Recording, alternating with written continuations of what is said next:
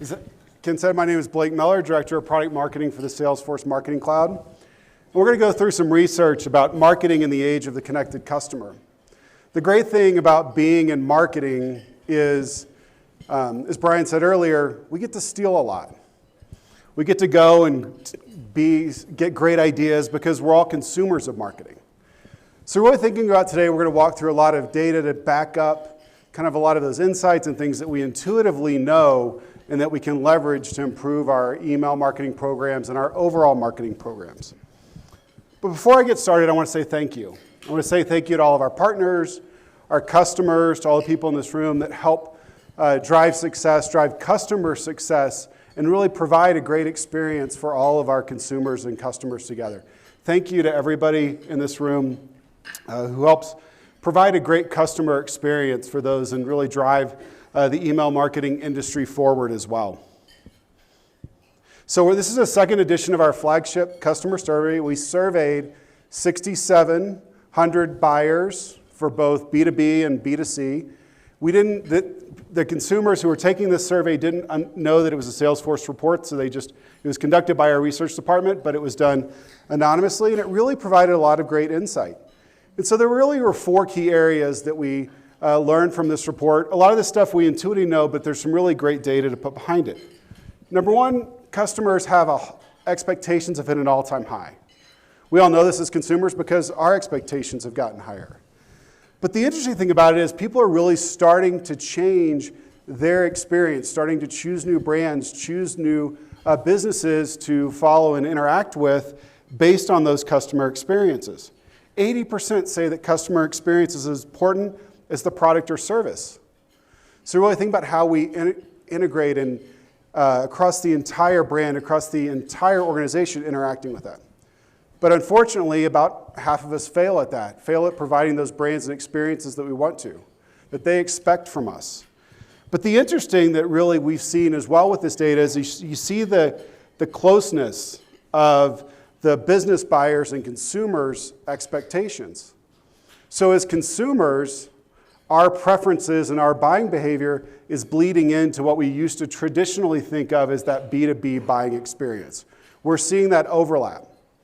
We expect that highly customized, highly personal experience in our B2C world, but in the B2B buying experience, we also expect great imagery, great content, a great experience when we're going through that as well. So seeing those come together and those expectations coming together and crossover is really interesting as well.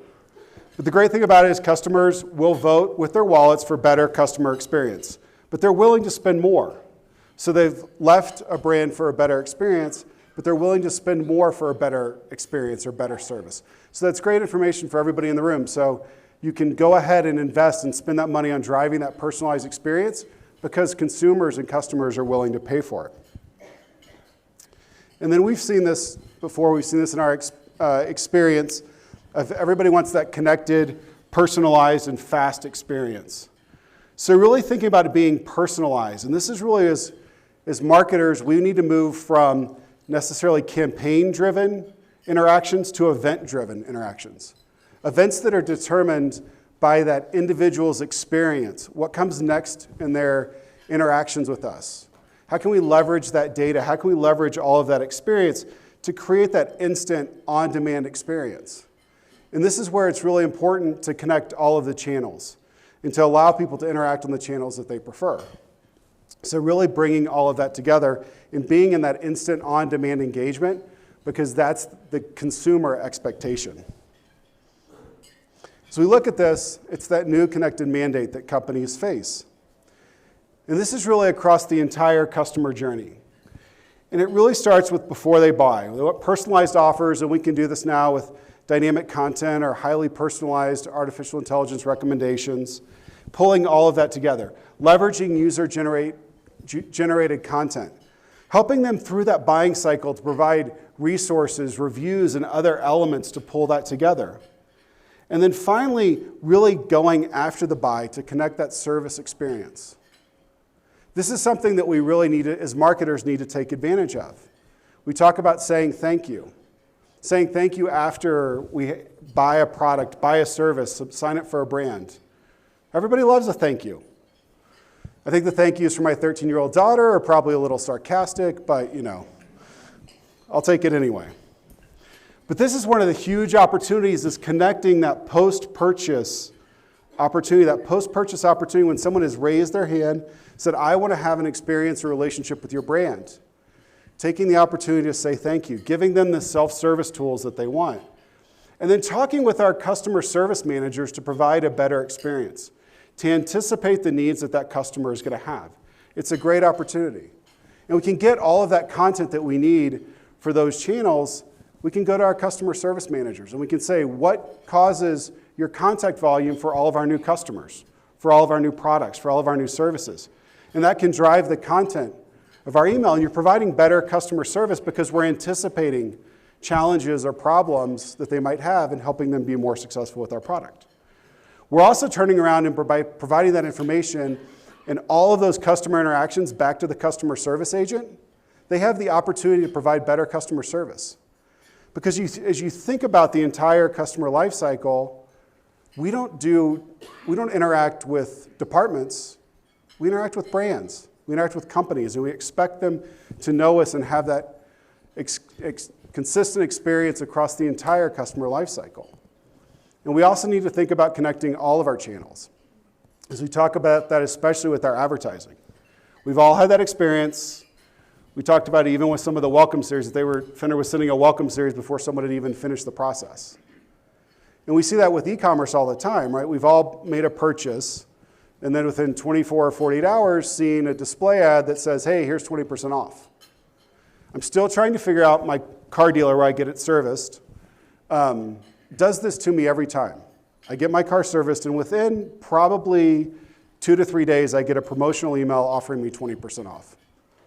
I'm trying to figure out how to trigger the promotional email before I get serviced, not after. So hopefully 6 months from now when I need to get that serviced again, I'll get this figured out by then. Go start clicking around on the site and doing different actions to see where that trigger's lying. But it provides a poor customer experience. And so we really want to think about how we can connect all those experiences and leverage all of that interaction to be event-driven versus campaign-driven. As we see the increasing number of channels, email remains a tried and true channel, but we see that customers want to do more for themselves. They're flocking to knowledge bases and different self-serve websites to help kind of anticipate some of those questions.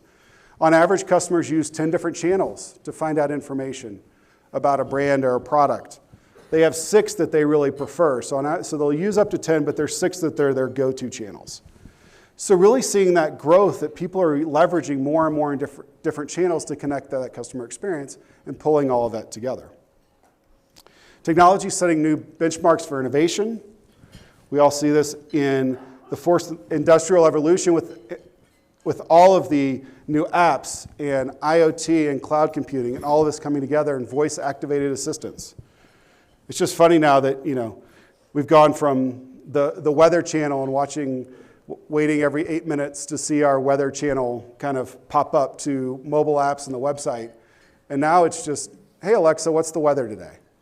That's where girls come down in the morning and that's what they ask to decide what they're going to wear, is the weather to ask Alexa. And it's quick and easy and voice activated. And voice activation is going to change marketing and email, and it's because you can talk to something much faster than you can search on a mobile device that's ubiquitous. And then seeing the rise of chatbots to go through and help customers solve those questions very quickly when there's a lot of information there. And artificial intelligence is changing everything. Again, as was mentioned earlier today, there's a big umbrella of what this falls into the definition. But the way we look at artificial intelligence at Salesforce is really leveraging it to make you smarter about your data. Identify an audience. Tell me something I didn't know. Tell me the ideal frequency for emails. Tell me people who are likely to unsubscribe. How can I start to message to them differently?